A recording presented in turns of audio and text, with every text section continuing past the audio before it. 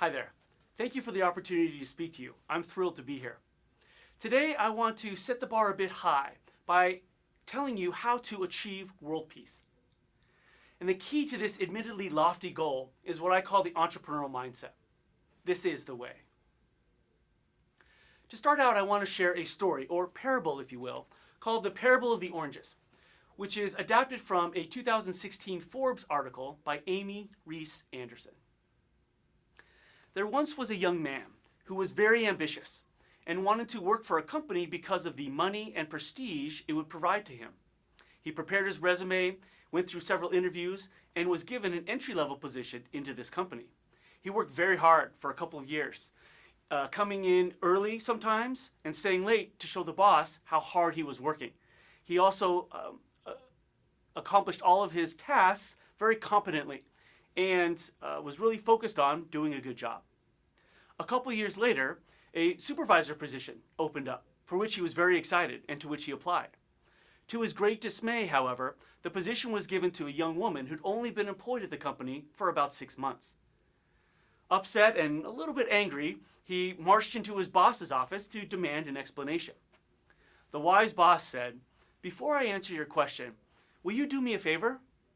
The young man said, "Sure," eager to please. "Will you please go to the store and buy me some oranges? My wife needs them." "Sure," said the young man, and went to the store. Soon he came back with a bag of oranges. The boss asked the young man, "What kind of oranges did you buy?" He said, "I don't know. You just told me to buy you some oranges, so I got some oranges. Here they are." The boss then asked, "Well, how much did they cost?" The young man said, "I don't know. You gave me $30. Here's your receipt, and the change is in the bag." The boss then asked the young man to have a seat and pay close attention. He asked the young woman who had received the promotion to come in and said, "Will you please do me a favor? Will you please go to the store and get some oranges? My wife needs them." To which the young woman agreed. A little while later, she came back, and the boss again asked, "What kind of oranges did you buy?" To which she responded, "Well, I didn't know what kind of oranges you needed, and there were a lot of different kinds. There are navel oranges, and California oranges, and Valencia oranges, and blood oranges, and tangerines. And I didn't know which one to get.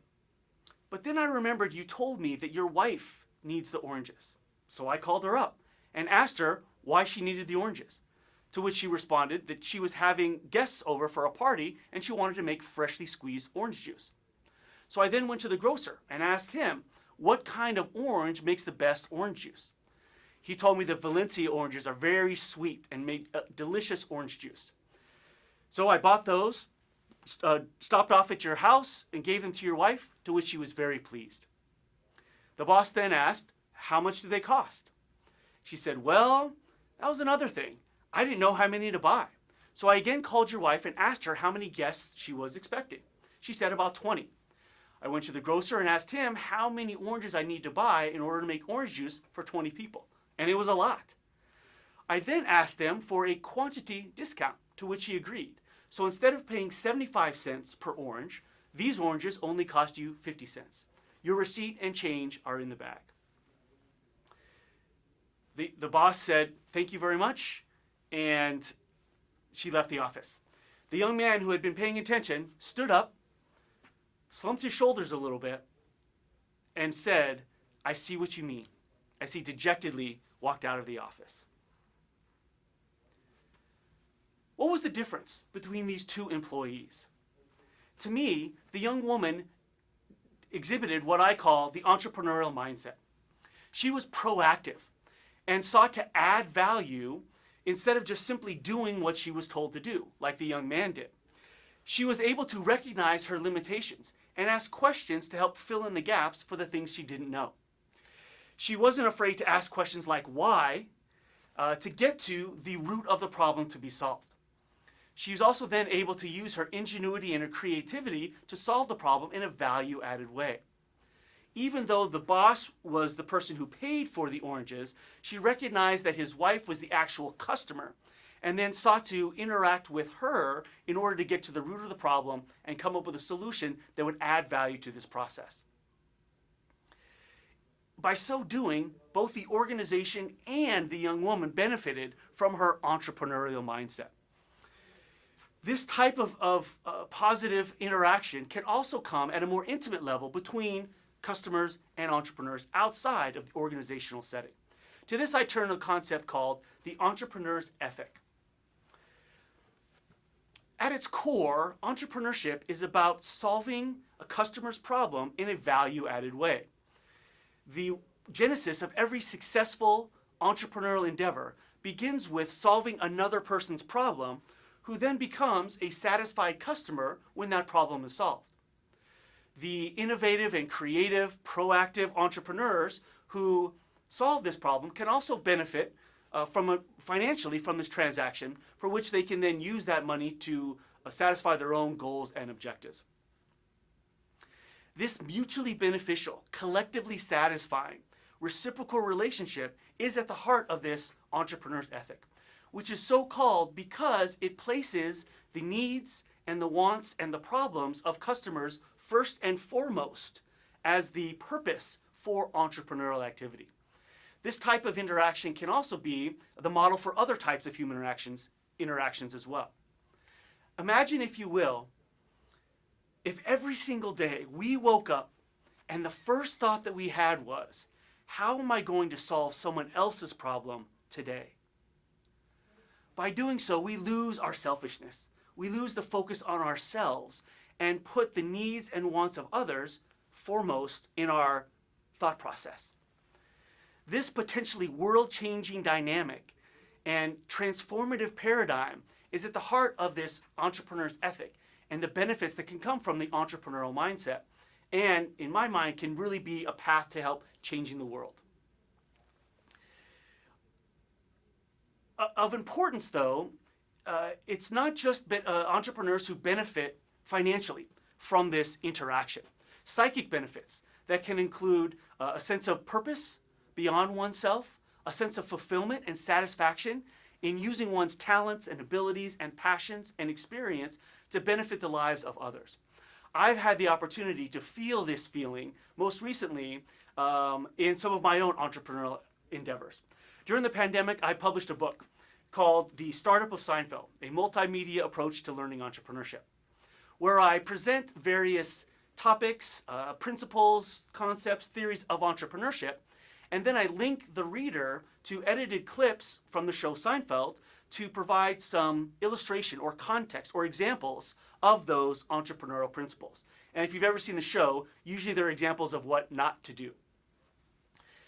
This was an extremely satisfying opportunity for me to combine some of my interests and passions. And if we look at the world around us, we see that entrepreneurship is a very popular topic. A lot of people are wanting to learn about this area of business as they look for their own kind of entrepreneurial opportunities and entrepreneurial success. Similarly, a lot of people in the world know and love Seinfeld, and it being one of the most popular sitcoms of all times. And so for the customer, those who want to learn about entrepreneurship and have a proclivity or affinity towards Seinfeld, by combining these two worlds together, I can add value to those people with this book. Then again, from my own perspective, there are a lot of people in the world who know a lot about entrepreneurship. Whether it be practitioners or academics or researchers, lots of very smart people in the world are experts on entrepreneurship. Similarly, those people who are somewhat obsessed with the show about nothing, Seinfeld, know a lot about the characters and the interactions and the themes that are introduced in that show. However, in the world, there are very few people who actually can do both or are experts in both entrepreneurship and Seinfeld. And to date, I only know one PhD who's actually written a book about it. In this way, I'm able to solve what I see as a problem using my own experience, expertise, passions, and interests to create value in a relatively unique way. This has created a lot of satisfaction and a lot of fun and a lot of joy in my own life as I've been able to solve a problem in a way that's somewhat unique to me. Now, I can't say that this is, the books are flying off the shelves. Right now, probably my biggest fan of this book is my mom. But even if this doesn't become a commercial success, the fact that I was able to create something that didn't exist before, using my own special perspective, experience, expertise, and passions to help solve someone else's problem has been immensely satisfying. And when I get feedback from people who say, hey, I learned something about entrepreneurship and I was entertained at the same time, is an extremely rewarding and satisfying feeling to me. So regardless of its commercial implications, I deem this entrepreneurial endeavor a huge success. As interpersonal interactions are improved and strong connections are made, the benefits of the entrepreneurial activity can extend beyond simply individual customers and individual entrepreneurs and can be taken to the community level. For this, I turn to a concept called entrepreneur zones, which was created by Dr. Dale Caldwell. The premise of this concept is that poverty exists all around us. It exists in other countries, but also in our own backyard here in the United States.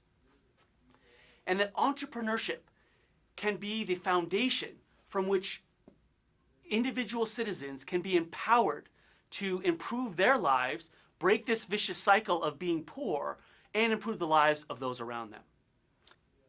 Entrepreneur zones, or E-zones for short, then, are defined geographic areas that will receive specialized investment and increased attention to help light the fire of entrepreneurship in these individual citizens within the communities of these geographical areas.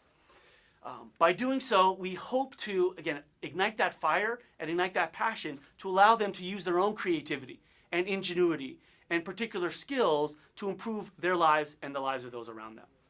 Some of the increased investments that we see are, number one, various tax incentives. Many times young entrepreneurial firms are saddled with excessive regulations, taxes, and other burdens that prevent them from truly being successful. Tax incentives could include things like sales tax, income tax, or even employment tax to help provide the resources necessary for those firms to be successful. Next is process-oriented entrepreneurship training, which is my area of expertise.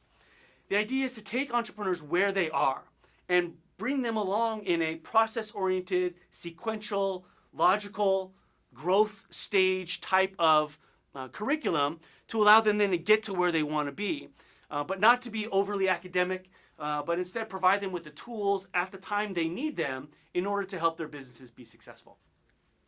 Next is the idea of financial capital or seed startup capital that can help these entrepreneurs get off the ground, whether it be low interest loans or investments in equity investments in their organizations, can help them get on the right path in order to be successful. Beyond financial capital, other types of mentoring and one-on-one instructional services are important in order to, again, take that entrepreneur where they are, provide them with the attention they need, and provide them with the resources they can be to be successful. Finally, we look at investing in co-working space that can be a symbol in each community as the hub of entrepreneurial activity.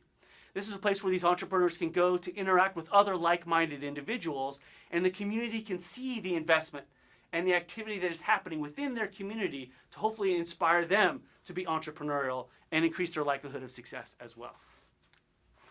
One of the more unique aspects of E-zones is the idea of value creation networks, which is built on the concept of co-opetition that combines cooperation with competition, where traditional rivals, instead of competing against each other, can use their collective activities for mutually beneficial outcomes. We see this happening in three different ways. First, for similar businesses, they can combine their activities to increase their purchasing power and lower their costs to help pass on any savings to their customers to add value. For example, if we take a hair salon, all the different hair salons that might exist in the E-zone all have common materials that they might need. They might need hair dye, combs and brushes, blow drying equipment, those kinds of things. So rather than each individual hair salon buying those on their own, they can band together to increase that purchasing power and then help all of the hair salons individually. They could combine together for advertising. If you remember a couple years ago, the Got Milk commercials, where individual dairy farmers banded together to increase the awareness and attention to the dairy industry as a whole. Finally, they can combine their activities for other common resources, such as information technology, electricity, or other infrastructure needs, where collectively they can all benefit from banding together as opposed to doing everything individually.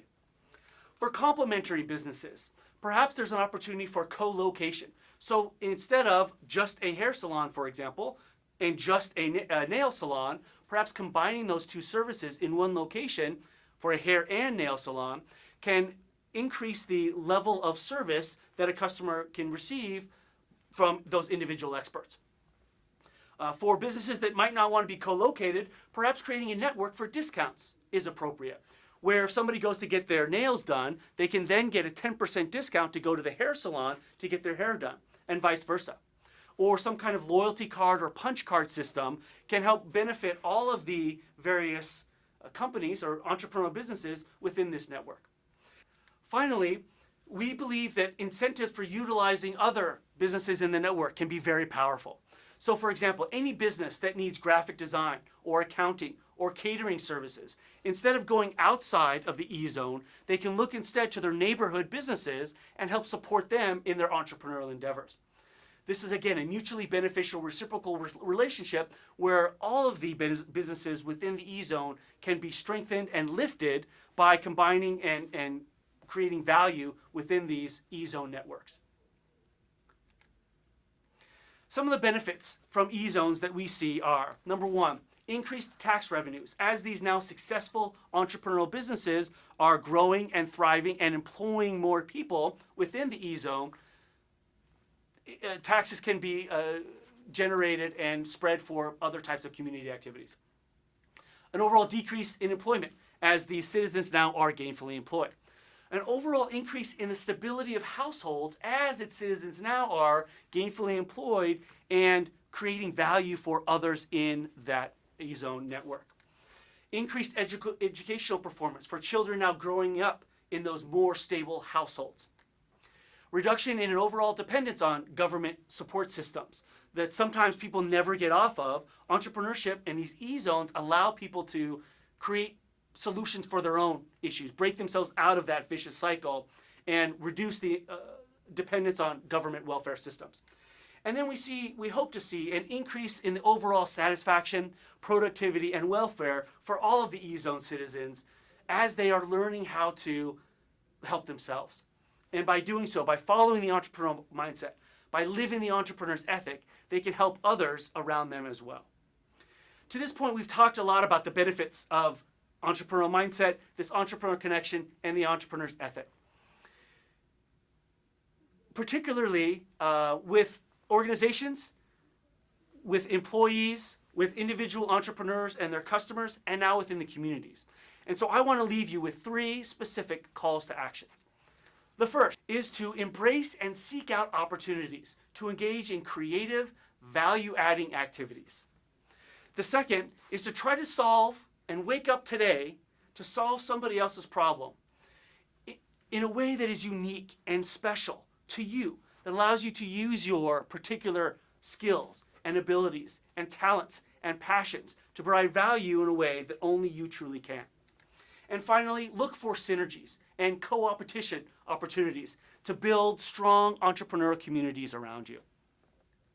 As organizations connect with their employees, as entrepreneurs connect with their customers, and as citizens within communities connect with each other, the true miracle of entrepreneurship can be achieved. Thank you for your time. I look forward to seeing the kinds of miracles you can create as a result of your own entrepreneurial connections. And until then, have a living good day. I know I will.